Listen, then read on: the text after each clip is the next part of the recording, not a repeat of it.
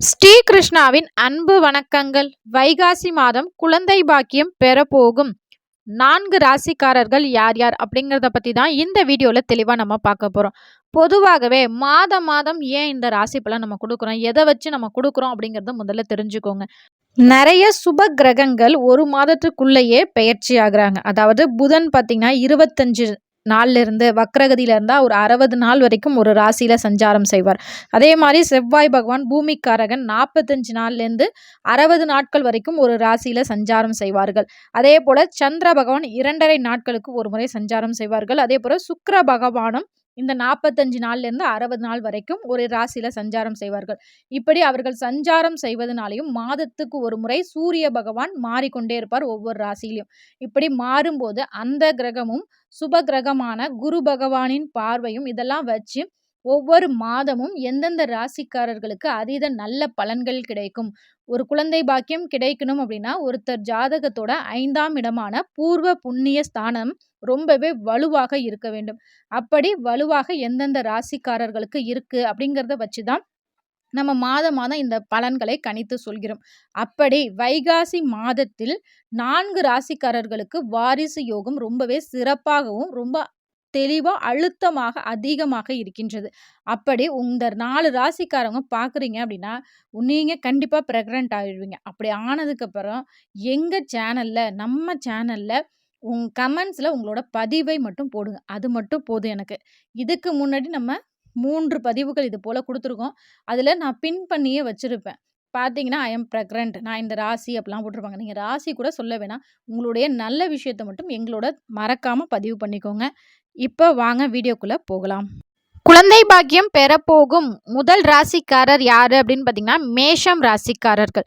மேஷ ராசிக்காரர்கள் உங்கள் ராசிநாதன் செவ்வாய் பகவான் 1ஆம் வீட்டில் ஆட்சி பெற்று ருட்சக யோகத்தை தருகிறார். மேலும் புத்திர காரகரான சூரியன் உங்கள் ராசிக்கு 2ஆம் இடமான குடும்பஸ்தானத்தில் புதன் மற்றும் சுக்கிரனுடன் இணைந்து சஞ்சாரம் செய்கிறார். குடும்பஸ்தானத்தில் சுப கிரகங்கள் சேர்க்கை ஏற்படுவதால் குடும்பத்தில் புதிய உறுப்பினர்கள் வருகை தருவதற்கான வாய்ப்புகள் 100% உறுதியளிக்கின்றது.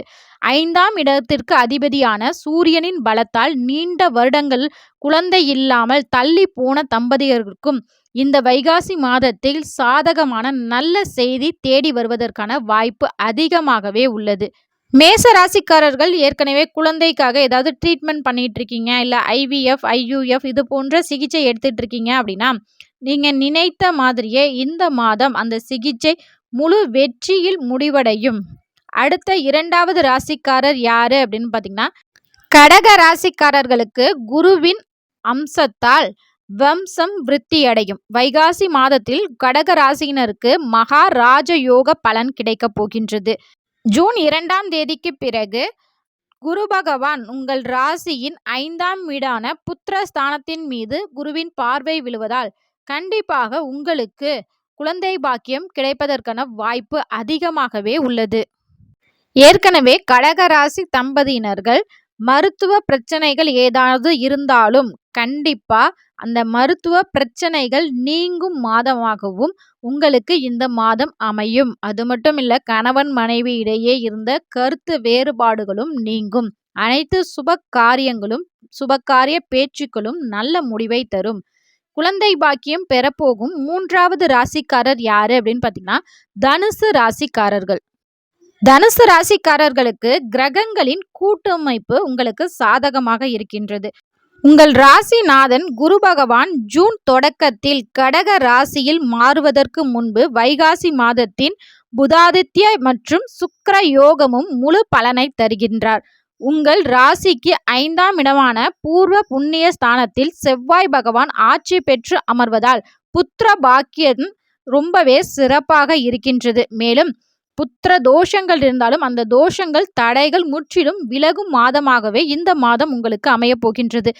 அதனால் வைகாசி மாதத்தில் தனுசு ராசிக்காரர்களுக்கு மழலை செல்வம் கிடைக்கும் வாய்ப்பு அதிகமாகவே உள்ளது.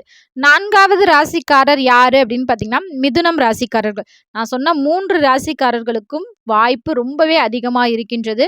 4வதாக மிதுன ராசிக்காரர்களுக்கும் இந்த வாய்ப்பு சற்று அதிகமாக தான் இருக்கின்றது.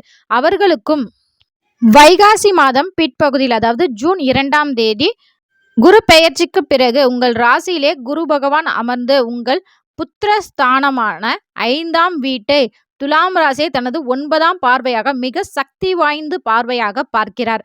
இதன் மூலம் மிதுன ராசிக்காரர்களுக்கு குழந்தை பாக்கியம் ரொம்பவே சிறப்பாகவே இருக்கின்றது.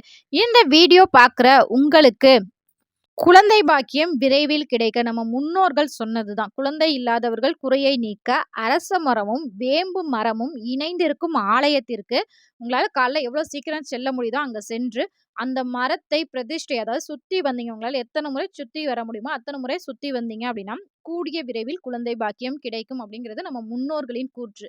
அது மட்டும் இல்ல, வரக்கூடிய வைகாசி மாதத்துல தான் முருகன் அவதரித்த தினம் வைகாசி விசாகம். அன்றைய தினத்துல உங்க வீட்டுக்கு அருகில் இருக்கிற முருகன் கோவிலுக்கு சென்று முருகனுக்கு செவ்வரளி மலர்களால் அர்ச்சனை செய்வது மேலும் உங்களுக்கு நல்ல பலனை பெற்றுத்தரும்.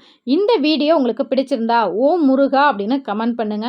இந்த வீடியோ பற்றின உங்களது கருத்துக்களையும் மறக்காம எங்களோட கமெண்ட் செக்ஷன்ல ஷேர் பண்ணிக்கோங்க. இது உங்கள் ஸ்ரீ கிருஷ்ணா யூடியூப் சேனல். நன்றி, வணக்கம்.